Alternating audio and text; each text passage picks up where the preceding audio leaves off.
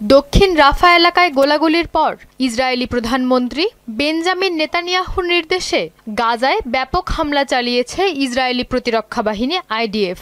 এতে অন্তত 18 ফিলিস্তিনি নিহত এবং 1 ইসরায়েলি সেনা আহত হয়েছে।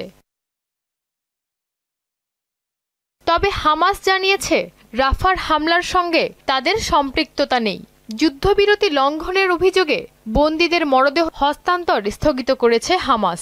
তারা সতর্ক করে বলেছে,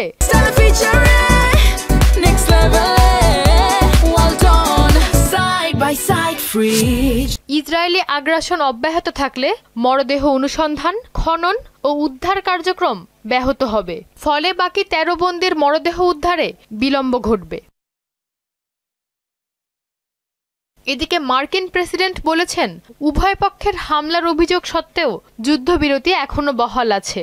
তিনি আরও বলেন, হামাস কিংবা গাজার কেউ ইসরায়েলি সেনাদের আক্রমণ করেছে। ইসরায়েল এর জবাব দেবে, এটা স্বাভাবিক। তবে ট্রাম্পের মধ্যস্থতায় প্রতিষ্ঠিত শান্তি টিকে থাকবে বলে আশাবাদ ব্যক্ত করেন তিনি।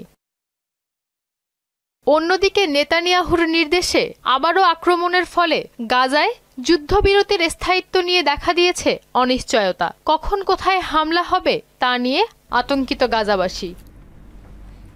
ঐশী আলম, মোহনা সংবাদ।